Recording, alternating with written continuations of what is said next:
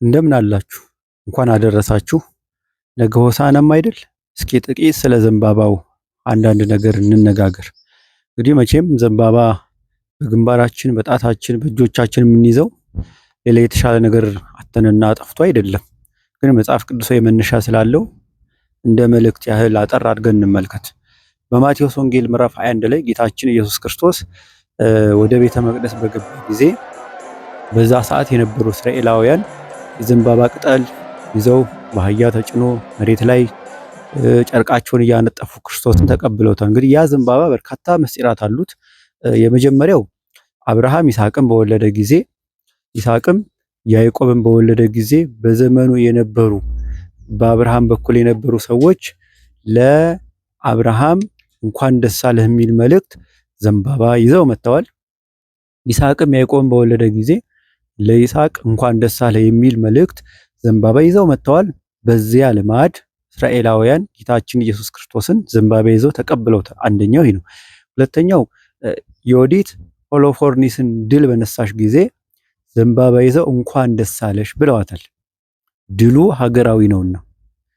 ሶስተኛው እስራኤላውያን ከባርነት ከግብፅ ከ215 ዓመት የባርነት መከራ ውስጥ በተላቀቁ ጊዜ ያንን ደስታ ዘንባባ ይዘው ገልጸውታልና አሁንም በዚያ ልማድ ጌታችን ኢየሱስ ክርስቶስን በዘንባባ ተቀብለውታል። ምክንያቱም እስራኤል ዘስጋ ከግብፅ ሲወጡ ለኛ ለእስራኤል ዘነፍስ ከገሃነም ወይም ከሲኦል የመውጣታችን ምልክት ነውና ያንን ዘንባባ ይዘው ጌታችን ኢየሱስ ክርስቶስን ሆሳዕና ብለው አመስግነውታል ማለት ነው።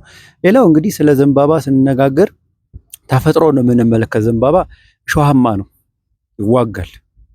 ጌታችን ኢየሱስ ክርስቶስም ለኃይሉ ለኃያልነቱ መግለጫ ይሆን ዘንድ ዘንባባ ቀርቦለታል። ዘንባባ ይዘው አመስግነውታል። ዘንባባ እሾህነት እንዳለው ጌታ ኢየሱስ ክርስቶስ ኃያል ነው፣ ትምህርተ ኃይል ትምህርተ መዊ ነው ይላሉ አባቶቻችን። የኃይል ምልክት የአሸናፊነት ምልክት ነው። አንደኛ ዲያብሎስን ድል የሚነሳ አምላክ ነው።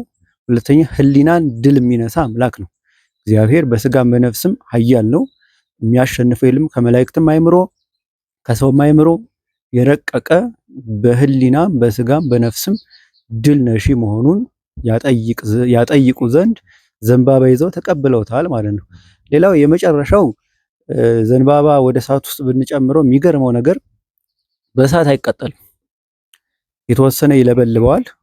ከለበለበ በኋላ ውስጡን ሳያገኘው ይቀራል እና ዘንባባ ለክርስቶስ ሲነገር በእሳት ተቃጥሎ እንዳይቀር ለብልቦ እንዲተወው ጌታችን መድኃኒታችን ኢየሱስ ክርስቶስ ወይም ልዑል እግዚአብሔር ያለ መመርመሩን በመላእክት አይምሮ በሰው አይምሮ ረቆ ለመኖሩ ማሳያ ነው።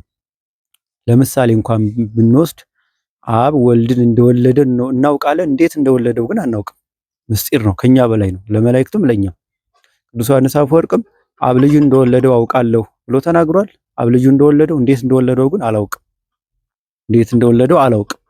ስለዚህ የአብ ወልድን መውለድ አይታወቅም፣ አይመረምርም ማለት ነው። ከህሊና በላይ ነው። አብ ወልድን እንደወለደው አብ መንፈስ ቅዱስ እንዳሰረጸው እናውቃለን፣ እናምናለን። እንዴት እንዳሰረጸው መንፈስ ቅዱስን ወልድን እንዴት እንደወለደው ግን አናውቅም። ረቂቅ ነው፣ ባህሪው አይመረመርም። ሌላው ጌታችን ኢየሱስ ክርስቶስ ከድንግል ማርያም ሲወለድ ማኅተመ ድንግልና ሳይለውጥ ነው የተወለደው። ሳይለውጥ እንዴት ተጸነሰ? ምንም የምናውቀው ነገር የለም። ቅዱስ ዮሐንስ አፈወርቅ በሃይማኖተ አበው ላይ እንዲህ ብሎ ተናግሯል። ናሁ ድንግል ትጸንስ ወትወልድ ወልደ ወኢይበሉ በእፎ ትወልድ አላ ይትነከር ልደቱ። እነሆ ድንግል ትጸንሳለች ወንድ ልጅም ትወልዳለች፣ እንዴት ትወልዳለች ግን አይበሉ፣ ይደነቃል እንጂ አይነገርም ብሎ ነግሮናል። እና የዘንባባ ምስጢር የክርስቶስን የባህሪ አለመመርመር፣ አምላክ ሰው ሲሆን እንዴት አልተለወጠም፣ በተአቅቦ ነው ግን እንዴት እንደሆነ አናውቅም። እና ዘንባባን ስንይዝ ይህ ነው ሁልጊዜ የሚያስታውሰን ረቂቅነቱ፣ አለመመርመሩ፣ ለሰውም ልጅ ለመላእክትም ረቆ የሚኖር መሆኑን የምናውቀው ዘንባባን ስናይ ነው ማለት ነው። እና ሆሳዕናን ስናከብር የክርስቶስን አለመመርመር፣ የአንድነቱ የሶስትነቱ ምስጢር መርቀቅ፣ መወለድ፣ እንዴት አድርጎ ዓለምን አዳነ። ዓለምን ያዳነበት ጥበቡ በጣም ይደንቃል። ከፈጠረበት ይልቅ ያዳነበት በጣም ይበልጣል። ያንን መነሻ አድርገን ዘንባባን የምንይዘው ከዚህ አንጻር ነውና በድጋሚ እንኳን አደረሳችሁ። በዓሉን የሰላም የፍቅር እንዲያደርግልን እመኛለሁ።